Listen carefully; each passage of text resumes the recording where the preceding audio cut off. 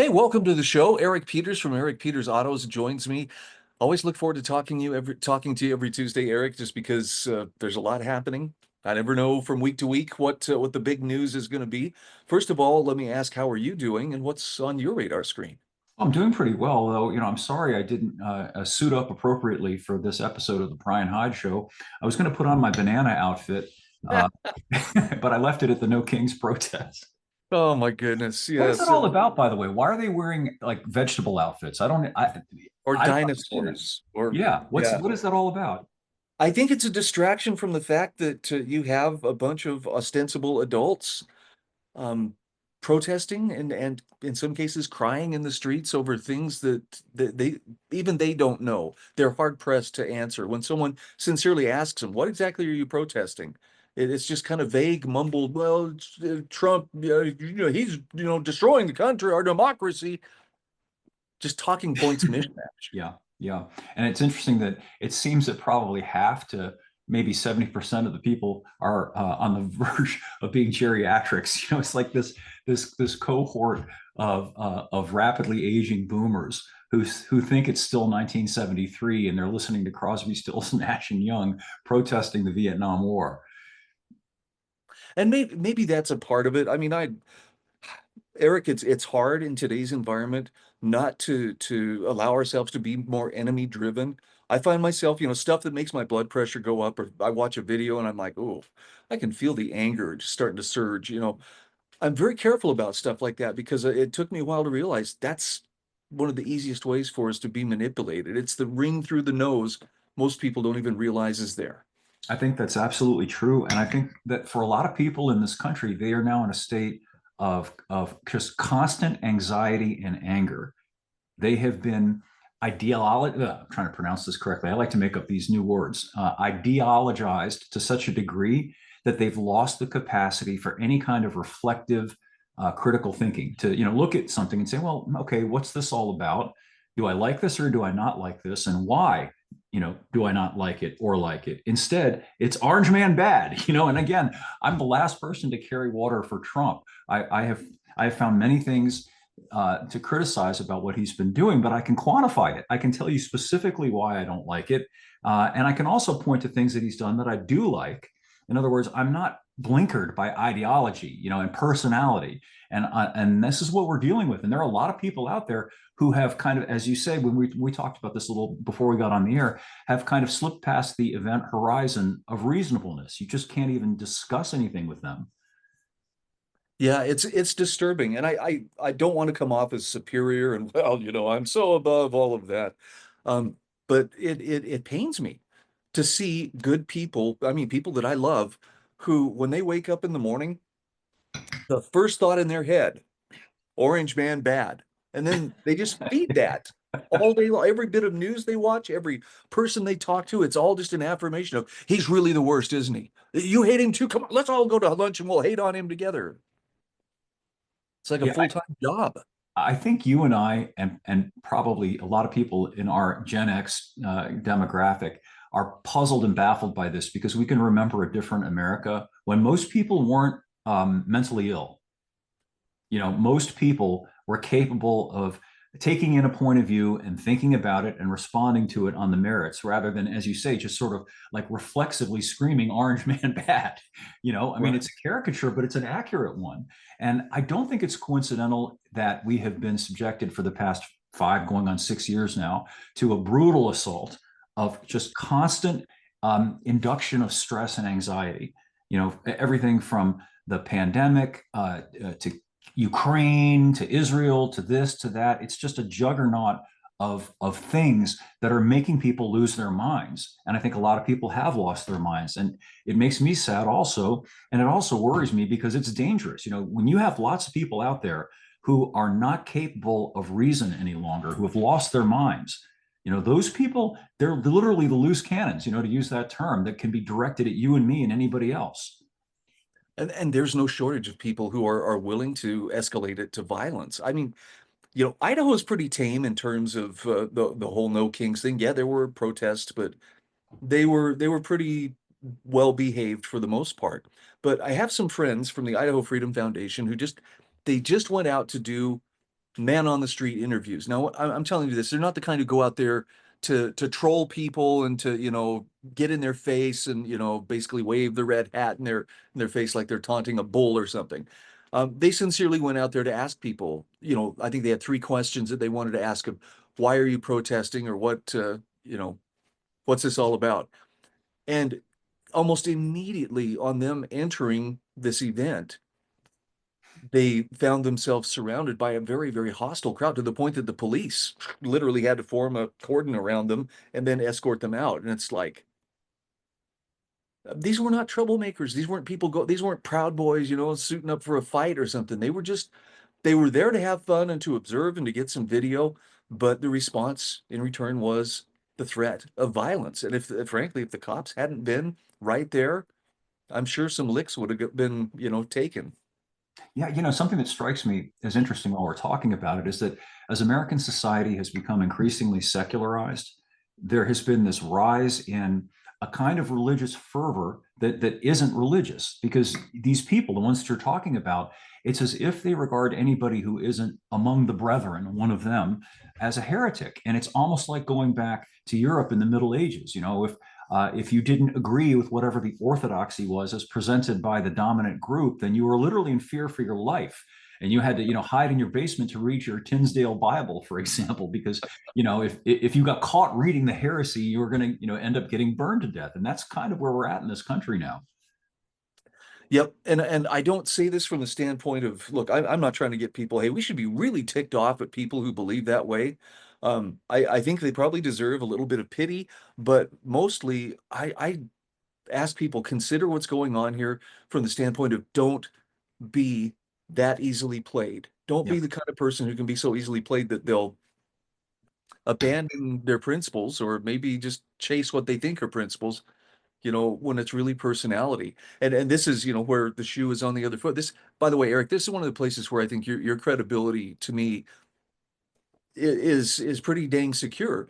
Is you're willing to question. You're not stuck on this binary. Look, you're either for Trump or you're against him.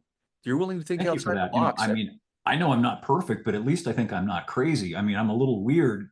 People who know me will tell you that, but at least I don't think I'm a mental patient for just that reason. I think I'm capable of sort of stepping out of my own box and looking at myself and looking at the things that I believe in or that I think are okay, and asking, well, am I right about that? Or, is there reason to maybe change my mind about that? Yeah, it's just an extraordinarily odd circumstance that we find ourselves in. And I think, as we were talking about it, another thing popped into my head, that one of the reasons that we're having this issue in the country and the culture is because of social media.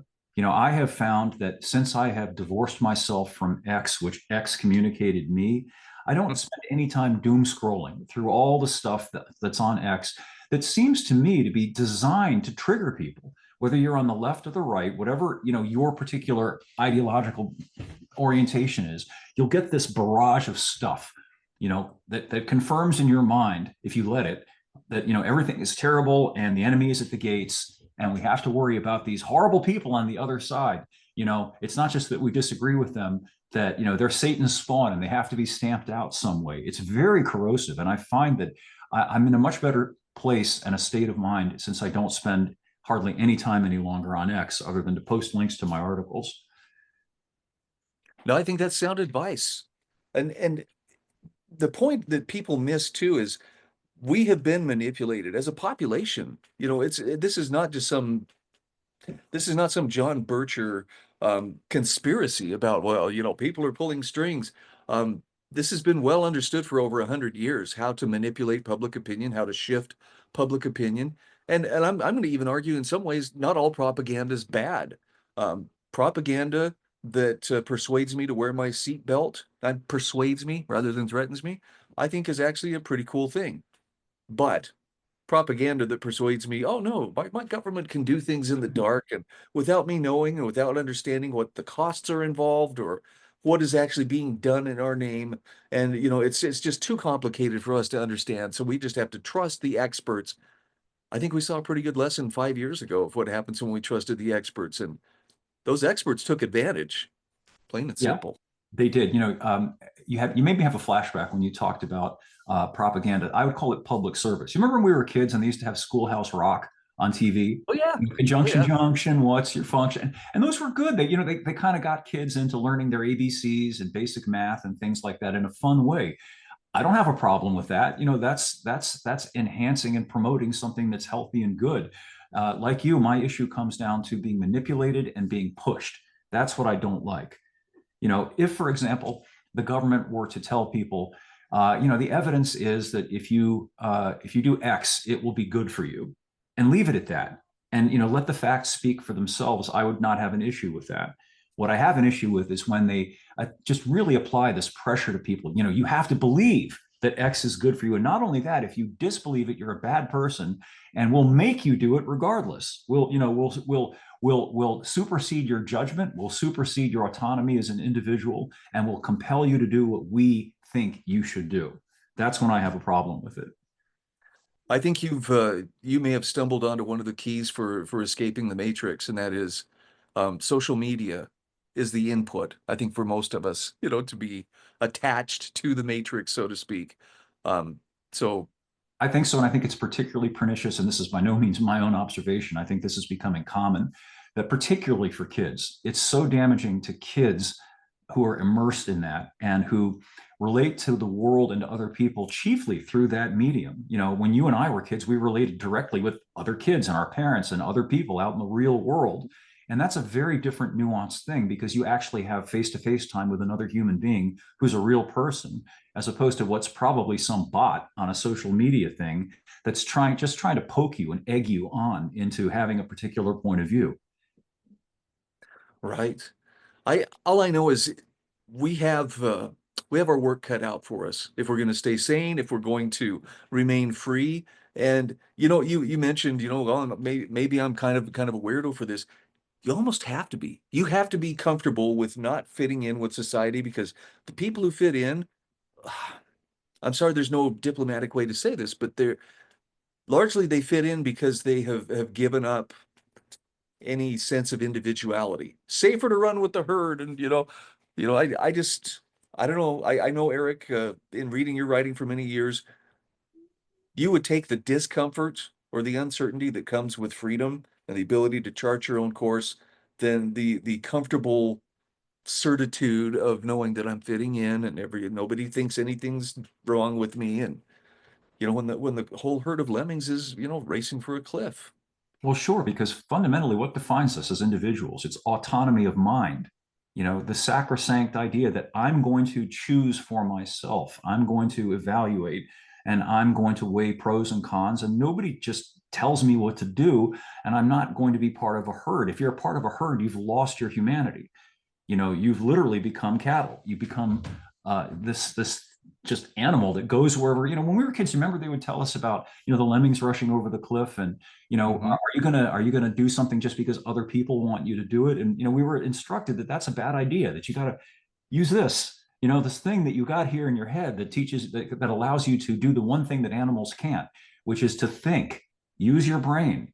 You don't have to be, as they say, a rocket scientist to think. Just use your brain. Don't let others do your thinking for you, because if you do, you've lost something that I think is just absolutely foundational and fundamental to being a human being. And there's something to be said for finding your place, being comfortable not within the crowd. Um, some people can't imagine that. Oh, what a horrible place to be all alone out there. No, it's pretty peaceful. And most of all, you're calling your own shots. As you mentioned, when you get onto social media, I see this particularly with X.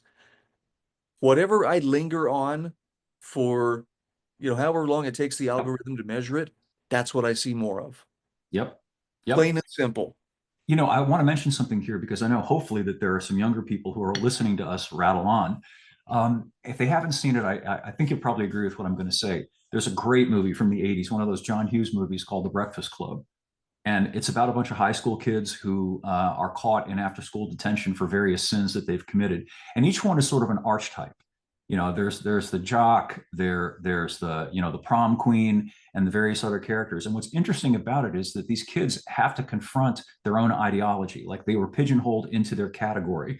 The jock hung out with other jocks, and he didn't know these other kids who are sort of in a different category than himself. And they all got to understand that they're all fundamentally humans, and they're interesting to each other, and they don't have to all be the same. And it was a really good movie for that reason. And I wish they'd make more movies like that for kids today to see. Here, here. Eric, we're down to our last couple minutes. Anything automotive that you would like to get on the record for this week? Well, let's see. The thing that I thought was most interesting in developmentally is or in terms of recent developments isn't so much on four wheels, it's on two. Honda is starting to put what they call an e-clutch in some of its motorcycles, meaning a motorcycle without a clutch that you which to my way of thinking, renders it something other than a motorcycle. Scooters, you get on a scooter and you rotate the grip or whatever and it moves. Motorcycling is all about having a higher level of skill and expectation. And some are going to find fault with me, but what I don't like, I understand why Honda's doing it. They're wanting to attract this younger crowd of people who maybe, are unfamiliar with a manual transmission in a car. So they're really intimidated by a motorcycle, which has a manual transmission also, and they're wanting to draw in new blood. The problem with it is it ends up diminishing what a motorcycle is all about. It's kind of like, you remember in the original Matrix where Neo learns judo by downloading the app. you know Yeah, as a guy who loves motorcycles, there is a higher bar, to this skill set. It's not just something that anybody can just get on a bike and do. You have to master some skills, but that's exactly what makes it so satisfying and gratifying. And that once you do that, you have that sense of, wow, I learned how to do that and I'm getting better at that. And then, oh, I'm good at this, as opposed to, anybody can do it. right. That's just my gripe about it. I don't like it. I think it's a bad move long term on Honda's part. I understand why they're doing it, but I'm sad about it. Just like I'm sad to shift back to four wheels in cars, that manual transmissions are all but extinct now in cars Here, here. for the same reason, basically. That's a whole different topic. We'll have to do next time we talk. Let's talk about the disappearance of the manual transmission. Just had Absolutely. a conversation with my kids actually this last week, and the joy of popping the clutch and Yep. stalling the car on a hill. Oh well. Eric, great Mhm. as always to catch up with you. I'll have a link to your website in my show notes. Thanks again for joining us. Absolutely, Brian. Thank you.